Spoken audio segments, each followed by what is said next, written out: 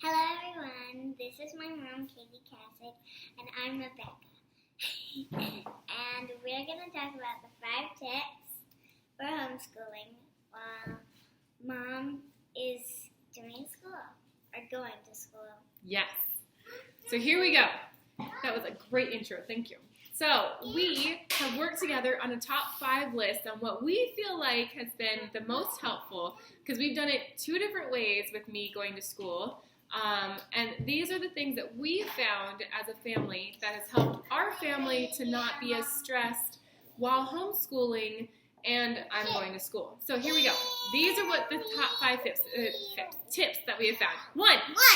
Tip number 1.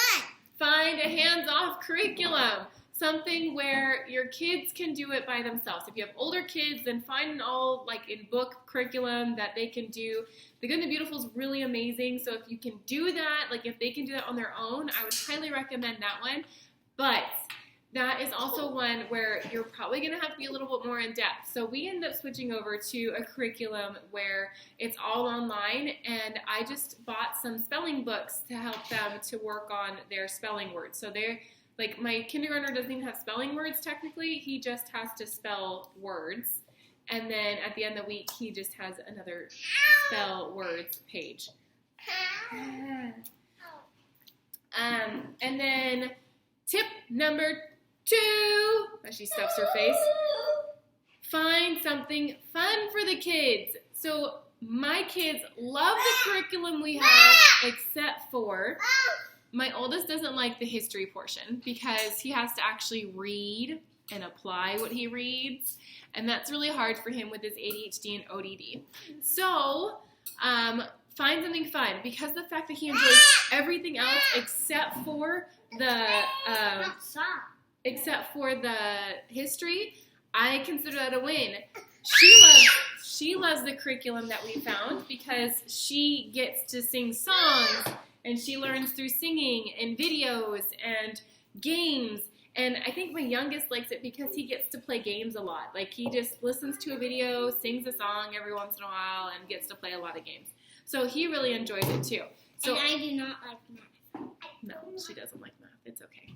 But I have found that as long as I can sit next to her, then I can do my schoolwork and read while she's doing her stuff. Tip number 3. Schedule some downtime. It's super important for you to have downtime. Homeschooling alone is pretty overwhelming, especially when you're first starting out. So make sure you have time just to yourself. Schedule some time in the afternoon where you know you're not going to be doing any schoolwork and that they're not going to be doing any schoolwork, and have a Netflix binge afternoon. Sweet cheese nuggets, I can speak. What? That's right. Ashton! So schedule some downtime. Netflix, take a bath, figure out something where you don't have to take a walk. Just figure out something where you can just reset and go back, And whenever mom does not get her workout time, we have to go into a long walk. And we jog. Yes, but that goes into number 5, so we're not going to go there yet. Number 4. We're on 4 right now. 4. Step number 4. Make sure you're meal planning or have freezer meals made. Because at the end of the day, between homeschooling and your schoolwork, you're not going to want to cook dinner. Let's be completely honest. You're just not. I haven't really talked to a whole bunch of people who do, and if you do, you're my hero, okay? But for me, you have to meal plan, and you have to make sure that you schedule in time to make those meals, or you have to do freezer meals. So I've been doing freezer meals for the last 2 months, and I feel like that's helped us out more than anything, just because now all I have to do is pop something into the oven or the slow cooker or the Instant Pot or anything like that, and even the little toaster oven, and I just pop it in there and cook it and call it good, and then move on. And I can keep doing what I need to instead of having to do the prep work and then, you know what I'm saying, stopping multiple times to get the whole thing completed. And I feel like that's been the most beneficial for us. I just pop it in, turn it on, let it go. When you can start smelling it, then you check it to make sure that it's actually cook through, and then if not, you can set a timer for how long you think it needs to go. So, freezer meals, tip 4. Tip number 5. Like I said, whenever Mama does not get her workout time, we have to go on to a walk. I say get your exercise, release, or relax time in, whatever you want to call it. If you don't like exercising, which you probably should if you like, or if you do homeschooling and you go to school yourself, you need time to release those crazy endorphins and like to relax your mind and your body. And so the best thing to do is, like I said before, take a bath, go for a walk, go for a run, do a HIIT workout, go swim, ride a bike, do something outside so you can get the vitamin D as well. That's really helpful. You know, if you like to relax, there are tons of days. I do my workouts in the morning, so by the afternoon, usually I'm done. So we like to sit down and watch movies in the afternoon if they're done with their schoolwork. It's kind of like our prize because my kids do enjoy their schoolwork so much and their curriculum that they do their whole curriculum in one day, like for the week in one day. So they are done for a whole week in one day, and then we can just relax. And for the first couple of weeks, I was like, oh, well, we should just kind of take our time. And then I was realizing that my third child, my 5-year-old, my kindergartner, he was ahead in all that he was doing, and he was pretty much passing everything. Like he'd fail like maybe 1 or 2 assignments a week, but that was it. And so when I realized that, I was like, I think he needs more. So I went ahead and I let him do more. And so now we have it where we do a whole week's worth of curriculum in one day, and then the rest of the week, what do, Becca? Have fun. We get to have fun. We get to relax. We get to just release, and they can learn what they want. They can watch science videos. They can learn more about reading and phonic sounds because she likes reading. They can learn more about like the math that they're working on, how to count up, counting down, tens, ones place, doubles facts, addition facts, subtraction facts. They can learn more about multiplication facts, division facts. They can, whatever they want to do, they can learn about. Am I right? So we're still learning. Sorry, that's Talon. He's my kindergartner that is super ahead because when we were doing our other curriculum, he was almost done. He was almost done with his other curriculum, and that curriculum was like super advanced in my opinion. And so he does not like quizzes. Any quizzes. No quizzes. He doesn't. But that's because he actually has to stop and slow down and think, which is okay.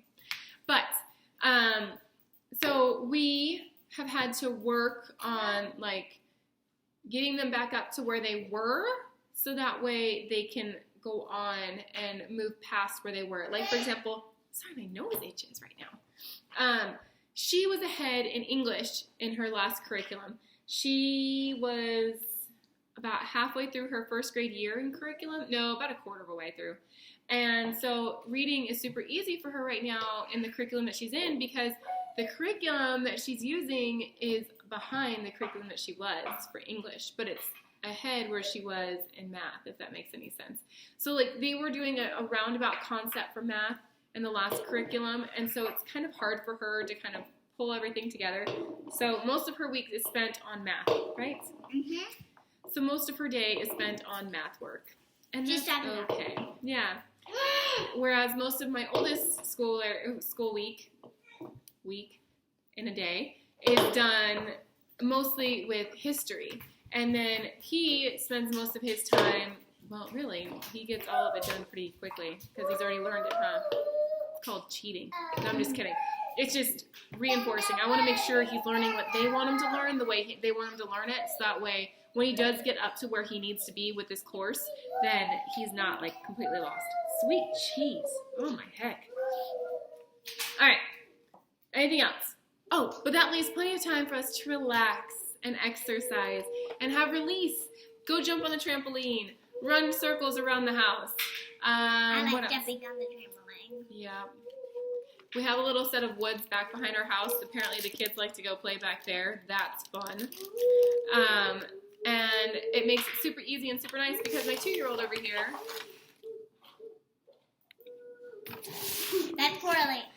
she likes to play with them, and so she ends up distracting them half the time and making it super hard for us to do schoolwork, which is why I condensed it down to doing a week's worth of schoolwork in one day. Now, my oldest does not do a week's work in one day, and that's okay. I kind of feel like since everyone else is done in a day, he has plenty of time to be able to do whatever he needs to. So he gets first priority for the computer every day after these two are done, after the other two are done with their curriculum for the week. And then they can work on the next week, and then they can work on the next week. So I'm pretty sure next week and next week. Yeah.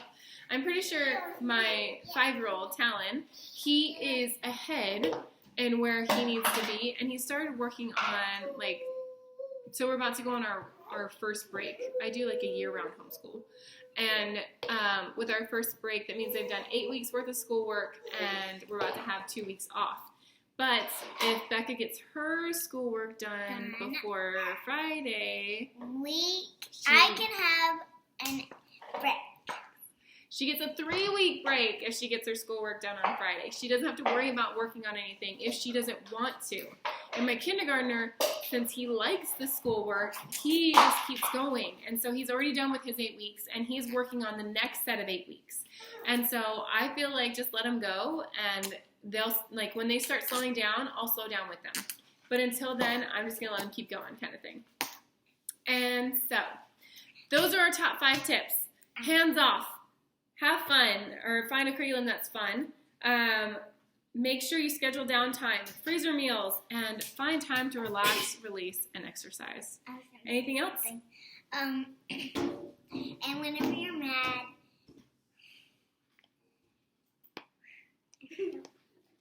oh, she was going to talk about the fact that when you're mad, you have to say something so that people can know that you're mad and that you need some time away from everybody else. And whenever you're mad, say please, go away, or can you please leave me alone for a little bit?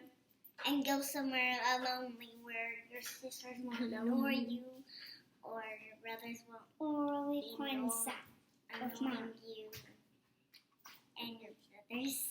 Yeah. Is that it? Yep. So if you are angry, make sure you follow Becca's advice, because it's good advice. Because we as parents need to lead by example for our children so that they can learn how to handle stress and anger appropriately. And it's not good to yell at each other, is it? Yeah. Or hit each other. Mm-hmm. So when we do get that angry where we feel like we're going to yell, scream, stomp our feet, we probably should say what? Please leave me alone, or I need a break, please. Or I need to be somewhere alone. Can you please leave me alone? Yep. Basically what Mom said. So those are our tips. If you have any tips, leave it in the comments below. We would love to hear what you do and how you handle both homeschooling and going to school yourself. And yeah, let me know what you'd like to hear next. Can I say the lesson subscribe to our channel and stuff? Sure. Bye, and subscribe to our channel. Like, subscribe, share if this added any value to your day, and I hope you guys have a good week. See you later. See you later. Bye.